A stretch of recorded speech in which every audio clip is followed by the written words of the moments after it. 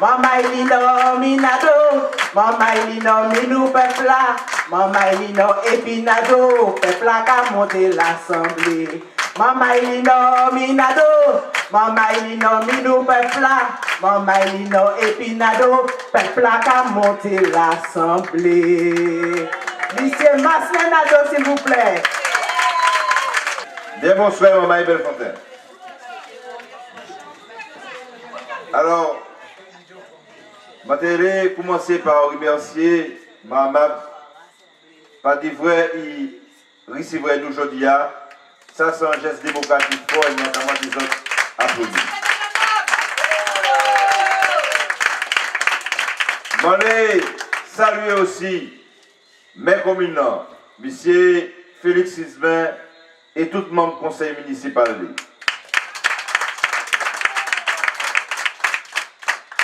Alors, maman, respect puis l'honneur à la tête de toutes. Effectivement, la question se pose, elle se pose de savoir pourquoi Marcelin Nadeau, Christina Licker et nous, peuple là, ont décidé de s'engager dans ces élections législatives. Eh bien, effectivement, les amis l'ont dit, la situation du pays est préoccupante. Et la situation du Nord est très, très grave. On ne veut pas faire de catastrophisme, mais là, on prend ces chiffres-là, yo dit en français alarmant. Le chômage important, le taux de décrochage scolaire important, même l'illettrisme important. A contrario, eh bien, par contre, il n'y a pas qu'à créer l'entreprise dans l'INO. Donc, il faut absolument faire quelque chose. Mais là même, je dois poser d'autres questions de ça. Mais est-ce que nous peuple là, ou Marcelin Nadeau, ou Christina Licker, est-ce que nous avons réussi, là les autres échoué? Eh bien, au soya, je ne pas un épisode que oui, nous avons réussi, là les autres échoué. Et c'est pas parce que nous plus compétents. Ce n'est pas parce que nous moins compétents, mais c'est parce que nous plus courageux. C'est parce que nous plus déterminés. C'est parce que nous n'avons plus de volonté politique. Et la volonté politique, pour quoi faire? Oui, comme l'a dit Alain, pour rompre avec le système qui est responsable de nos problèmes. Le système libéral est responsable de nos problèmes. L'économie de comptoir qui favorise les agoulougophales, qui favorise les gros montants, est responsable de nos problèmes. Et je le dis, je suis ici chez une agricultrice exemplaire. Moi, je fais le choix très clairement des petits. Je fais le choix des petits exploitants agricoles contre les gros montants. Et l'histoire de la Socopma est là pour nous rappeler que les gros veulent toujours devenir de plus en plus gros et ils veulent terrasser de plus en plus les plus petits. Et c'est ça qui s'est passé dans le domaine du maraîcher. Et pendant que les autres, pendant des années, nous racontent seulement qu'ils sont prompts à défendre la banane, la canne, le sucre, eh bien oui, nous pouvons défendre la banane parce qu'il y a des salariés dans la banane. Oui, nous défendrons la canne parce qu'il y a des travailleurs dans la canne. Le sucre aussi. Mais nous ne défendrons pas que ça. Nous défendrons par exemple l'agriculture nourricière martiniquaise. Nous défendrons le maraîchage porté par les petites exploitations martiniquaises. Et parce que nous ferons tout pour mettre en place des systèmes de protection. En agriculture, nous choisissons le petit. Dans le domaine aussi de l'industrie, dans le domaine aussi du BTP, nous faisons le choix des petites, des très petites, des entreprises artisanales et des moyennes entreprises. C'est ça notre choix. Et nous défendons l'entreprise martiniquaise. Mais je pourrais parler de tous les problèmes auxquels est confronté notre pays. La question du chômage. Mais non, ceux qui vous parlent, nos adversaires, ils ne pourront pas régler la question du chômage. Ce n'est pas parce qu'ils ne pourraient pas le faire, mais c'est parce qu'ils ne veulent pas rompre avec le système qui explique le chômage. Nous disons par exemple que sur la question du chômage, on sait bien que lorsque les personnes ont plus de 50 ans et qu'elles sont licenciées, eh bien qu'elles ont du mal à retrouver un emploi. Eh bien nous ne pouvons accepter que des pères et des mères de famille souffrent pendant que d'autres s'enrichissent. Nous connaissons la réalité des licenciements boursiers et nous disons qu'il faut rétablir un principe, au moins pour les grosses entreprises, celles qui pratiquent le licenciement boursier. Et s'agissant des salariés de plus de 50 ans, nous demandons de rétablir le principe de l'autorisation administrative de licenciement pour les salariés ayant plus de 50 ans. C'est une mesure de justice dans un pays où il y a trop de chômeurs, beaucoup trop de chômeurs, notamment chez les jeunes, mais aussi chez ce qu'on appelle les seniors. Sur la question de la cherté de la vie aussi, ils nous chantent leur enchaîne libérale qui veut nous dire qu'on peut, par le système de libre concurrence, réguler les prix. Ça fait des années qu'ils nous racontent ces histoires et ça fait des années que la vie demeure chère dans ce pays. Et bien sûr, cette question-là, au moins sur les produits qui sont vitaux pour notre population, qu'il s'agisse des produits alimentaires, qu'il s'agisse des produits de première nécessité, qu'il s'agisse aussi des produits liés à la téléphonie, parce que nos personnes âgées, isolées, elles sont des fois tributaires du téléphone, et on va leur faire payer des communications chères, ça n'est pas normal, pendant que d'autres s'enrichissent. Et c'est vrai, quand dans le pays des oligopoles, des monopoles, des rentes de situation, on ne pourra pas régler le problème de la cherté de la vie sans mettre en place un contrôle des prix. Donc nous demandons de rétablir le contrôle des prix. Bien évidemment, ils nous diront que ça ne correspond pas à leur logique néolibérale, ça ne correspond pas à la modernité néolibérale, mais je me fiche des principes du néolibéralisme. Ce qui m'intéresse, c'est régler la souffrance du peuple, ce qui m'intéresse, c'est d'être sensible à la souffrance du peuple, et ce qui m'intéresse, c'est défendre le peuple contre les intérêts capitalistes. Ça, c'est fondamental. Alors, notre Nord Caraïbe et le Nord en général, nous sommes effectivement la région la plus frappée par la réalité du mal développement martiniquais. Mais ça n'est pas le fait du hasard, ça n'est pas non plus une fatalité. Nous sommes, à travers notre situation, victimes du même système. Le système qui a décidé de concentrer toutes les grandes unités de production, les administrations, les commerces, dans le centre, au détriment du Nord. C'est cette logique-là, pour des raisons stratégiques, c'est dans leur vision du développement, une vision du développement qui correspond aux conteneurs. Vous voyez qu'ils font des autoroutes entre l'aéroport, le port et certains centres commerciaux. C'est leur logique, c'est leur manière de voir le système, parce que ce système-là sert avant tout leurs intérêts. Et leurs intérêts ne correspondent pas à nos intérêts.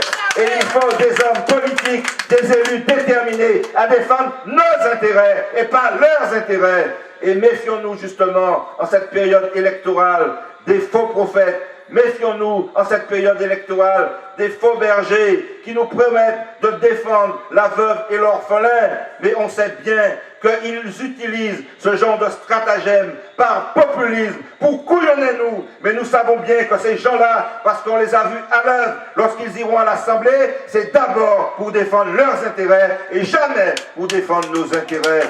Donc, yoja couillonnez-nous assez. Yoja couillonnez-nous assez. Faut pas il faut nous prendre l'eau moussage poulette. Et en réalité, on n'ira pas très loin.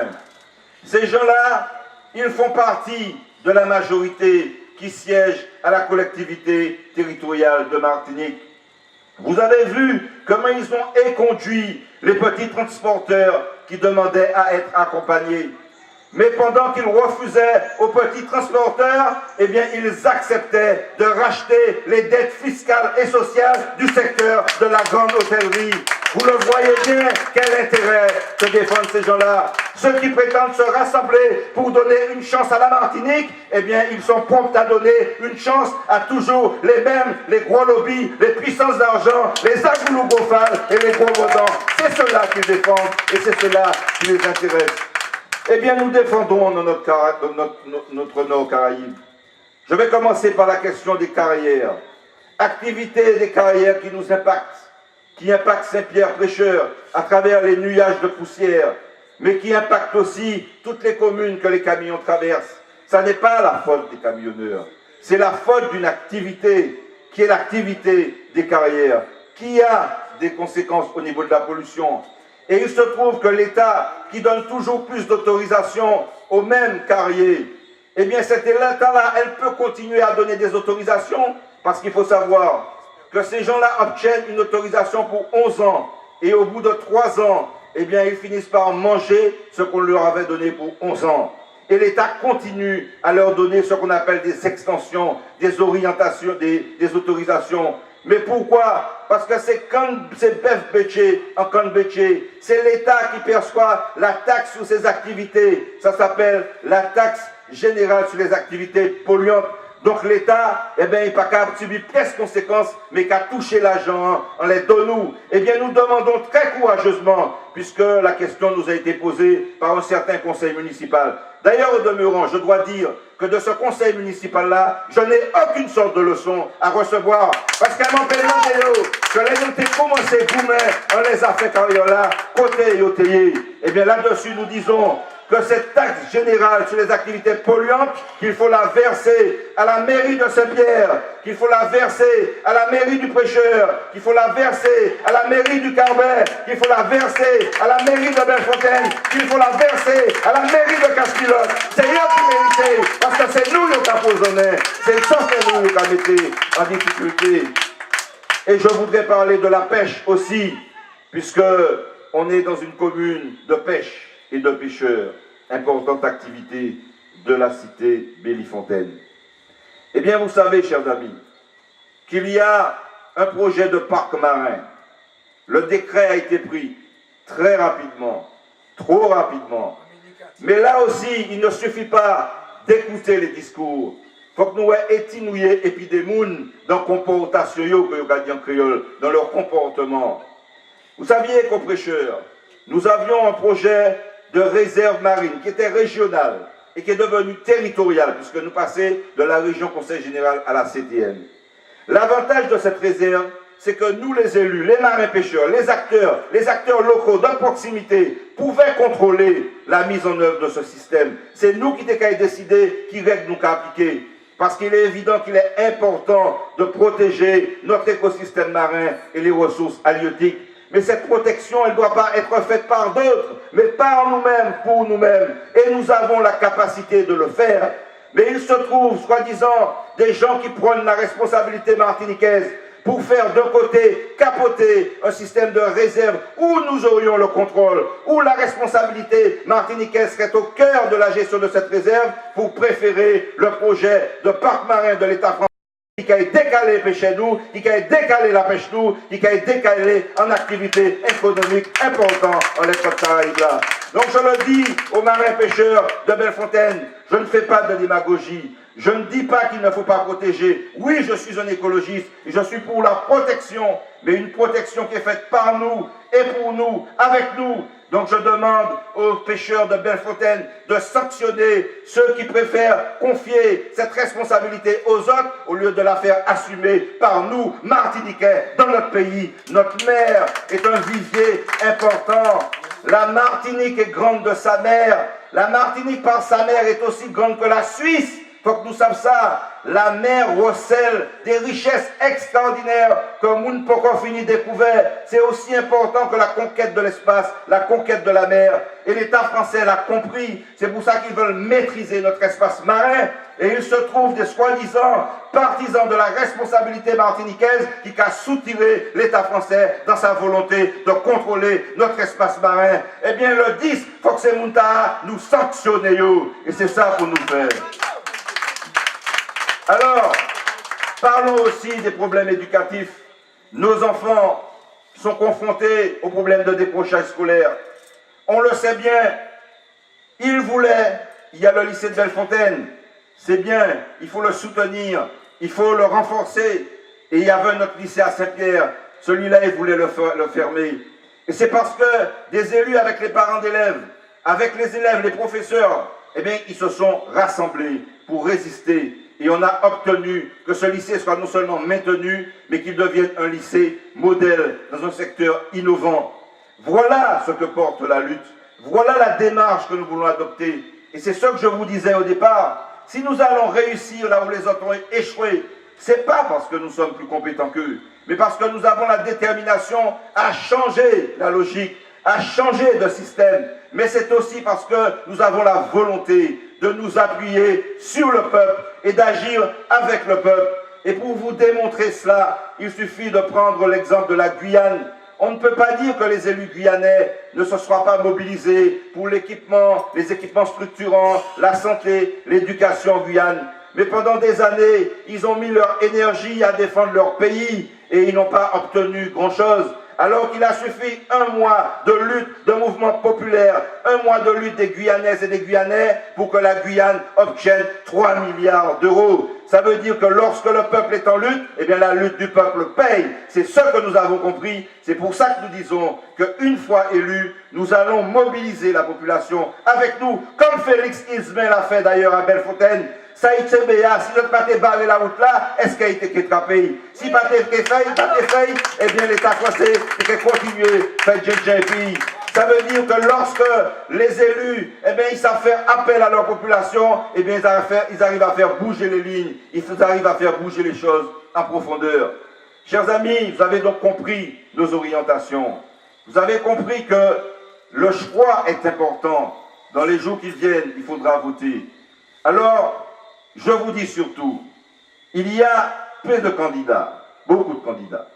Il y a certains qu'on pourrait appeler les plus importants, mais je n'aime pas ça. Mais analysons bien candidat par candidat. Du député sortant par rapport à ce qu'il a fait. D'autres candidats par rapport à leur volonté politique. Je prends l'exemple de ce macronisme, la macromania à la mode. Actuellement, tout le monde Macron. Tout le monde pour Macron. Et dans le Nord, c'est ahurissant de voir qu'il y a une sorte de guerre. Yon télé investiture Macron, l'autre là a dit pas baili, gardez bah moi pour demain matin, etc. Eh bien, je leur dis à eux, tous ceux qui se revendiquent de Macron, même Monsieur Monplaisir se revendique de Macron. Eh bien, moi, je ne suis pas Macron du tout. Et je me revendique de l'anti-Macron. Parce que Macron, c'est un danger. Un danger parce qu'il va mettre en place une politique néolibérale. Et je souhaite qu'avec nous, en Martinique, soient élus aussi en France des élus de gauche, de la gauche de la gauche, de la France insoumise, des Verts, de la gauche du PS, ou plus encore à gauche, pour avoir une majorité au service du peuple. Parce que M. Macron, lorsqu'il veut détricoter le code du travail, ne sert pas les intérêts du peuple. Donc je dis franchement, et vous pouvez le crier, que Marcelin Nadeau, il pas dit à rien à ouais et puis M. Macron. Et au contraire, je le dis, c'est avec vous que nous allons devoir résister aux logiques portées par les politiques néolibérales de M. Macron. Et il faut que nous apprenions à faire attention. Tout le monde a parlé de jeunes, pas jeunes. Je suis pour qu'il y ait plus de jeunes en politique. Je suis pour qu'il y ait plus de femmes en politique. Mais ce n'est pas parce qu'on jeune qu'on va faire politique progressiste. Macron a 39 ans, il est beaucoup plus jeune que moi, mais il est beaucoup plus dangereux que moi pour le peuple. Il est très dangereux pour le peuple, parce que Macron est là pour servir les intérêts des puissants, pour servir les intérêts des lobbies, et ça il faut le comprendre. Et en France, il y a le grand Macron, et en Martinique, il y a les petits Macron. Il y a les petits moyens, il y a les petits grands, et il y a les petits, comme les classes des écoles maternelles. Et il faut faire attention à cette macromania. Parce qu'il faut commencer à dire au peuple, notamment dans le Nord, on nous apprend à compter en les propres poids qu'on nous, on nous arrêter de compter en les canaries belles-menou. Alors je sais aussi que certaines pratiques sont légion en période électorale. Mounka distribue et billets l'argent. Je dis au peuple de faire attention, prends l'argent si d'autres ont besoin, mais pas laisser personne avec les autres, pas laisser personne pour les autres. Parce que vous gagnez 200 € un jour et vous gagnez souffrance pour toujours. Donc pour avoir 200 € un jour et pour bannir la souffrance, prends l'argent, mais votez contre eux. Et c'est ce que nous disons très clairement, parce qu'il est évident que le choix, le vote utile, il faut qu'il soit déterminé en faveur de nos peuples-là, en faveur de Marcelin Nadeau et Christina Liquer, en faveur de fausses paroles peuple-là. C'est la parole du peuple. Et à travers ce conseil de législature, où vous pourrez avoir des délégués qui vont vous représenter les représentants des communes, des quartiers, des catégories socio-professionnelles, des acteurs du monde associatif, etc., etc. Et c'est avec eux que nous allons porter les politiques. Et évidemment, pour le Nord, nous voulons un véritable plan, nous crions ça Marshall, mais c'est un plan important. Et nous proposons 2 mesures phares, mais il pourrait y en avoir d'autres. Eh bien, 2 mesures phares que seraient là le principe, et je pense notamment à un ancien élu, un ancien maire qui se bat sur ces questions-là. Je veux parler d'Édouard Genly. C'est la question de la gratuité universelle pour le transport. Mais cette gratuité universelle, parce que c'est vrai, sachez qu'il y avait un délégué de la haute autorité de lutte contre les discriminations, un Martiniquais, qui avait très clairement indiqué que les jeunes du Nord et du Nord Caraïbe étaient victimes d'une forme de discrimination à l'embauche. Bien évidemment, c'est ce qu'expliquait Ludivine, parce que l'activité économique se concentre sur le centre. Et quand ils vont chercher du travail dans le centre, lorsque le patron voit qu'ils habitent Prêcheur, Saint-Pierre, Bellefontaine, Carbet, Sainte-Marie, Lorrain, etc., eh bien ils se disent, celui-là, il sera toujours en retard, il sera toujours absent, et il n'y a pas qu'à point. C'est dire que la question des déplacements, la question de la mobilité est importante. Mais pour résoudre ce problème de la mobilité à travers le transport, justement, j'ai été saisi d'une revendication par les chauffeurs de taxi à qui je tire mon chapeau. Et je soutiendrai toujours les chauffeurs de taxi parce que j'ai fait le choix, je vous l'ai dit, de soutenir les petits. Mais il ne s'agit pas d'enfermer le transport dans une sorte d'archaïsme, mais il faut aider les petits à grandir et il faut les aider à moderniser notre système de transport. Pourquoi? Parce qu'avant la décentralisation, qui était responsable du transport? Eh bien, c'était l'État français. Et l'État français a fait preuve, comme on dit en français, d'ailleurs, sans jeu de mots, à une grande incurie. Ils ont délaissé ce secteur. Et si ce n'était nos taxicos, nos tombés-levés, eh bien, qui ont mis en place ce système de transport en temps décrié, eh bien, c'est pas un patate transport, nous téguénis. Donc, ils ont le mérite de l'avoir mis. Et là-dessus, comme l'État français a fait preuve d'incurie, l'État français doit rattraper, réparer son erreur. Ils doivent mettre en place un fonds pour financer l'autorité qui sera chargée du transport de manière à accompagner, subventionner nos chauffeurs de taxi. Parce que le transport maritime dont nous souhaitons le développement est subventionné, lui. Comment on peut subventionner le transport maritime, ce qui est très bien, sans subventionner le transport terrestre? Nous qu'à dire là encore, ça qui est bon pour soi, bon pour qu'on a. Donc il faut subventionner et financer l'ensemble du transport et financer aussi les mesures de justice comme ce principe de gratuité universelle du transport pour le Nord et pour les territoires en Martinique qui sont en souffrance. Ce principe de gratuité, on pourrait l'appliquer également à la restauration scolaire. On parle souvent de décrochage scolaire, mais tous les spécialistes sont unanimes à dire que le décrochage scolaire, il survient entre 2 et 6 ans. L'enfant est préparé, compte tenu des conditions de vie, ses conditions familiales, sociales. Donc il faut prendre des mesures, parce qu'un chamaï qui n'a pas manger bien, ne peut pas travailler bien l'école. Donc c'est cette vision transversale de l'éducation qu'il faut avoir. Et c'est à travers des mesures courageuses qui, je veux dire, qui croisent en quelque part le système dominant et la logique dominante des économies à tout prix et des intérêts pour les plus gros, eh bien c'est ce système que nous devons continuer à croiser pour servir l'intérêt de notre population et de notre peuple. C'est ça nos orientations. On pourrait parler aussi, j'ai parlé tout à l'heure des carrières, des problématiques de santé. Effectivement, on pourrait revenir en même temps à l'agriculture. Je disais tout à l'heure que eh bien, l'agriculture, effectivement, ça permet d'avoir sa portion. On donnait la place qui lui revient à notre agriculture. Nous aurions plus de moyens de contrôler la qualité sanitaire des produits. Et donc, on sait que la santé des gens dépend beaucoup de leur alimentation, comme elle dépend aussi de l'air que nous respirons, etc., etc. Donc, c'est cette vision aussi qu'il faut mettre en termes de prévention et de santé, ce qu'on appelle la santé environnementale. Mais la santé, elle rejoint aussi la question de la fracture territoriale. Nous parlons du Nord. Eh bien, vous savez qu'il y a une flagrante injustice. Et cette flagrante injustice, elle vient de quoi? Si un habitant du Nord, quelle que soit la commune, a un problème cardiaque, eh bien, sachez, chers amis, qu'il a moins de chances de survivre qu'une personne qui aurait le même problème cardiaque dans le centre de la Martinique. Vous pensez que c'est normal? Vous pensez qu'au XXIe siècle, on peut supporter, accepter cette flagrante injustice et cette forme d'inégalité? Mais je peux prendre un autre exemple.